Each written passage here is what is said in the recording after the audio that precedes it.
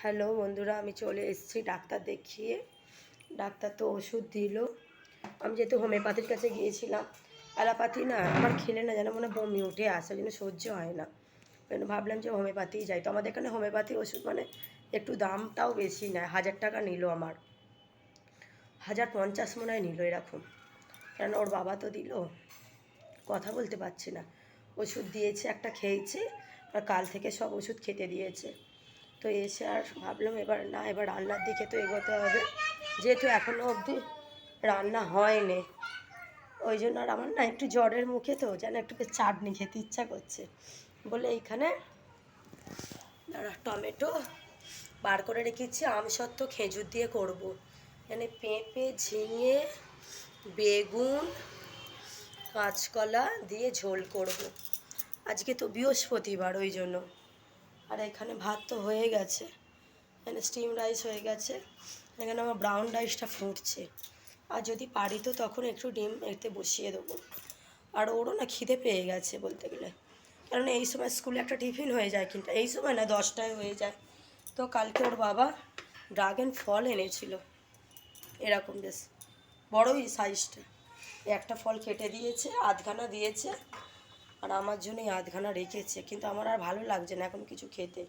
Doctor বললো কোনো টেস্টটা আছে নাকি, কিছু নেই। আমার এমনকি জল অবধি আমি খেতে পাচ্ছি না, এতটা বাড়াবাড়ি হবে। অ্যাকচুয়ালি বাড়াবাড়ি হবে না, হতো আমি জানতাম, কেননা এতে গেছি, মাঝলিপান্ডাম গেছি, সেখানে অনেকটা বেলাতে চান ফান করিয়েছি, আর সেই সব যাবে কোথা।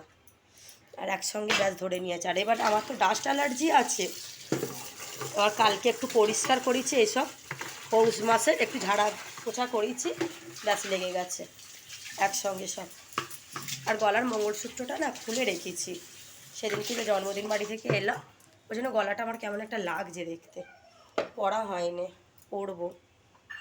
শরীরটা ভালো হোক, পরে পড়বো। আর শরীর ভালো না থাকলে কিছুই ভালো লাগে না। কালকে তোমরা দেখেছো নিশ্চয়ই, কালকে দেখুনি ভিডিওটা, আজকে গেছে যে আমি কালকে করেছিলাম, ইডলি বানিয়েছিলাম মাইক্রো ওভেনে, সব ভালো ছিলাম।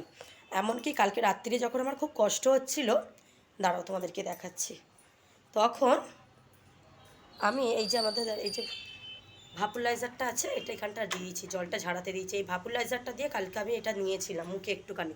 এর বাবা বললো একটুখানি মুখে নাও, গ্যাস নাও, ঠিক হয়ে যাবে। তো ওইটা দেওয়ার পরে দেখছি আমার নাকটা ক্লিয়ার হয়ে গেছে। কিন্তু এবার রাত থেকে না এরকম না শ্বাসকষ্ট হচ্ছে। এবার অতটা রাত্রি আবার ওর বাবাকে ডাকবো, যখন একদম পাচ্ছি না, তখন বাজে 3:30 বাজে। তখন আমি বলছি দেখুন আমার গায়ে না জ্বর এসছে, আর খুব কষ্ট হচ্ছে, আর কথা বলতে পারছি না। তো আমি বলি না, তাহলে সকাল সকাল চানটাও করে নিয়ে তো যাই, গিয়ে ডাক্তার দেখিয়ে ওষুধ দিয়েছে, আজকে একটা খেয়েছি।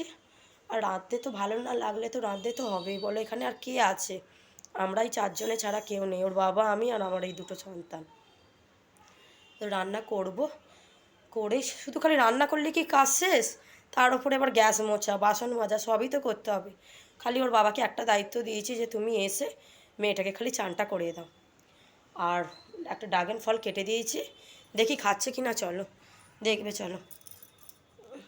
একে বলছি আমার ভালো লাগছে না।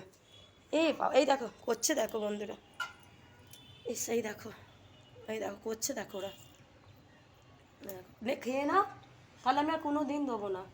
ঠান্ডা লাগবে তো বল, একে আমার লেগেছে। দাঁড়াও দাঁড়াও তো, জলটাকে নিয়ে নিই, নাহলে তো আবার হবে। আমাকে কি এত, এই কদিন আগে গো এত কষ্ট পেয়েছে যে তোমাদেরকে বলে আমি বোঝাতে পারবো না। সর্দিতে বাপরে বাপ। এনে চুমকে খেয়ে নে। আচ্ছা আচ্ছা আচ্ছা। আর এই সবে ঘরদোর আমি পরিষ্কার করে মুছে গেছি, করেছে দেখো।